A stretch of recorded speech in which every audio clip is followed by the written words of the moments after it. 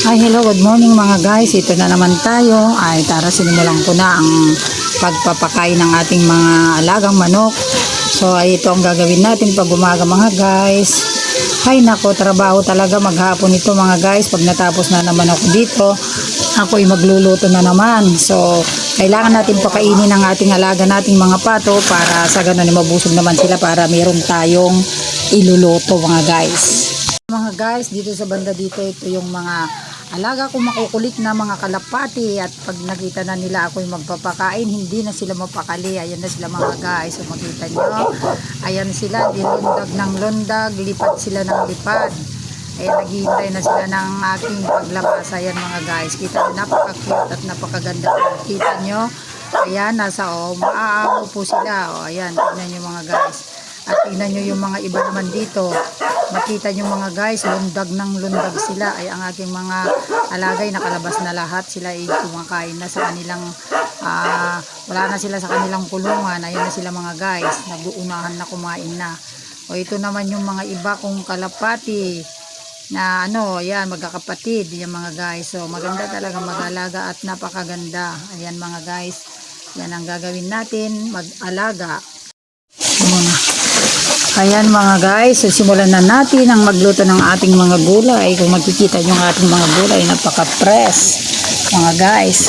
So luluto po natin yan dahil marami tayong lulutuin at dito lang tayo magluluto sa mga kahoy mga guys dahil ito ay libre at nakakamura sa ating pagluluto. Kung makikita nyo, dito ay napakaganda po ng ating paglulutuan. Hindi mo na kailangan bumili dahil maraming kahoy. So ayan, mag-uumpisa na tayong magluto mga guys. Kung makikita nyo, ayan ang ating mga sangkap gulay. Ang iluluto natin ay gulay na pampahaba ng buhay. Hindi po ba masarap ito mga guys? Araw-araw tayo ay ganito, walang pahinga mga guys. Trabaho, pag natapos na naman tayo nito, marami pang susunod. Pagdating ng hapon ay tayo ay magluluto na naman. So ato ay numpisan na natin. Naluto na natin yan, ay naprito na natin at ginisa ko na lang yan mga guys. Hindi ko na pinakita. Ang ginisa ko lang sa sibuyas yan dahil nalaga na kagabi. So, ayan po. Hintayin muna natin na pumula-pula mga guys. Pag medyo mapula-pula na, saka na natin ilagay yung kanyang gulay. Lagyan natin ng kamatis na 3 piraso. At ito ay halo-halo lang natin para masarap at para sa namang ganun ay magkulay mga guys. Medyo magkulay-kulay at medyo luto na yung kamatis, lagay natin yung tube mga guys, yung nor cubes. Sas lagyan natin ng konting alamang para sa ganun yung malasa. Halo-halo natin, lagyan natin ng sibuyas. Napakasarap ito pag matikman yung mga mami. So ito ay bagong recipe at yung bagong pitas na ating beans ay yung ating hahalo. Nalagyan na rin natin ng konting patis na pampasarap ng ating niluluto. Ayan mga guys, kita nyo yan, napakasarap yan pag matikman nyo yan mga guys. Ayan ang ating umagang kay ganda mga guys. Luto pa mo everyday yan mga guys. Luto-luto tayo na susunod na natin yung beans. Pag nalagay na natin yung beans, tayo ay halu-haluin natin yan mga guys para sa ganun maglasa. Yan, kita nyo mga guys, green na green at fresh na fresh ang ating gulay. At kita nyo, kung araw-araw tayong kumain ng gulay, ay pampahaba ng buhay. Kaya yung mga mami, tayo galihin natin kumain ng mga gulay. Nakita nyo ito, at pag natikman nyo ito, ay napakasarap mga guys. At makakalimutan mo ang iyong biyanan. Yan mga guys. So, ayan, lalagyan din natin yan mamaya-maya konti ng ating sabaw. Pag nalagyan na natin yan mamaya, masarap na. Yan mga guys, kita nyo. Ayan na. Lagyan na natin ng pinagsabawan din ng karne. Ayan po yung ating pinaglagaan ng karne kanina. Ayan din ang kanyang isasabaw natin para malasa. Ayan mga guys, tignan nyo, napakasarap at kitang-kitang mga gulay. Ayan ang ating mga isusunod na ating iluluto. Magagata tayo ng suso mga guys at kalabasa ay napakasarap ito. Ayan. Ayan mga guys, umusok-usok na, ang sarap. Kita nyo naman ang kanyang gulay mga guys, fresh na fresh. Ang sarap mga guys. Tikman natin. Ayan na mga guys, at makikita nyo na. Okay na, lutong-luto na, napakasarap na. So, isusunod na natin yung mga guys. Tignan nyo, napakasarap ng pagkaluto. So, hintayin naman natin na maluto kunti ng mga ilang minuto mga guys.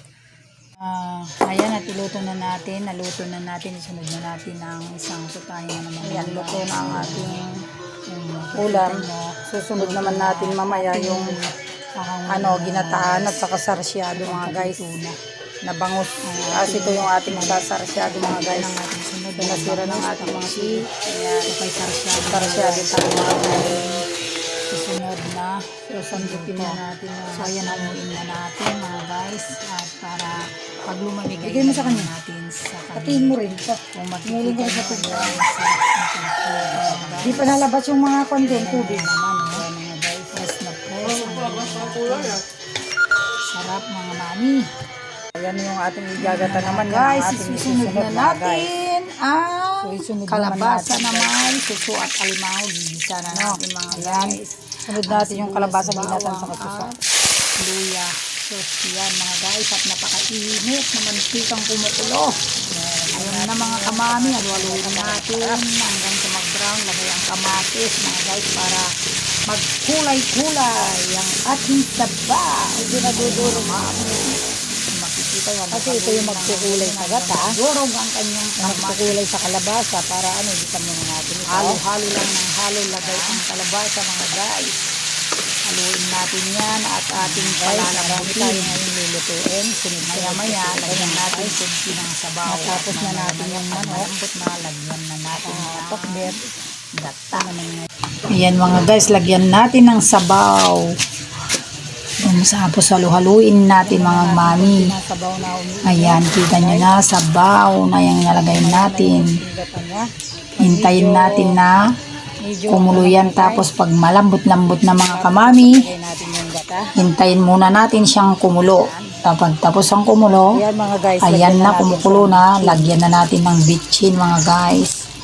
At maya-maya ay lagyan na natin ng gata. Dito ako nagluluto mga guys. Ayan ang ating gata. Gata mga guys. Ayan mga guys. Kahit gata lang ng kukumama, okay na yan kamami. Ang mahalaga may gata. At napakasarap din po ito. Kung para lang maglasa sapagkat malasa na po ang kanyang mga sahog.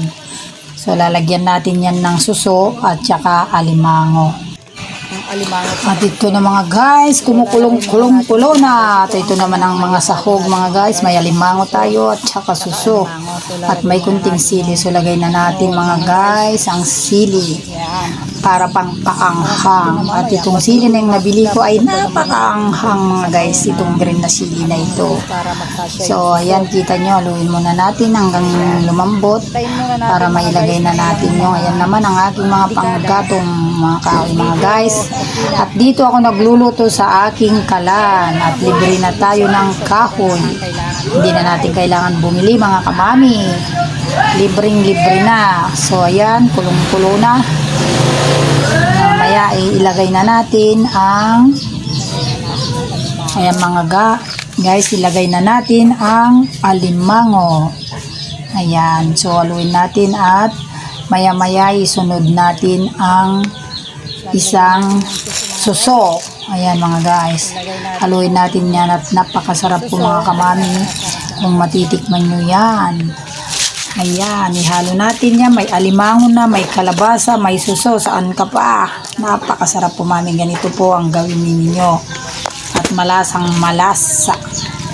So, hintayin natin na kumulo para maluto na mga kamami. Yan, ito ang ating Ayan na mga guys. At luto na ang ating ginataang suso na may kalabasa at alimango. So, napakasarap mga kamami. Tikman natin. Oh, napakasarap. Luto na mga guys. So, ready to eat na. Ayan.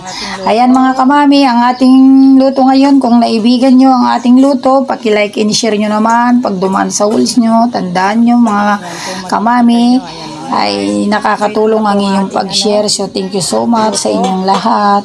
Bye-bye. God bless you all mga kamami.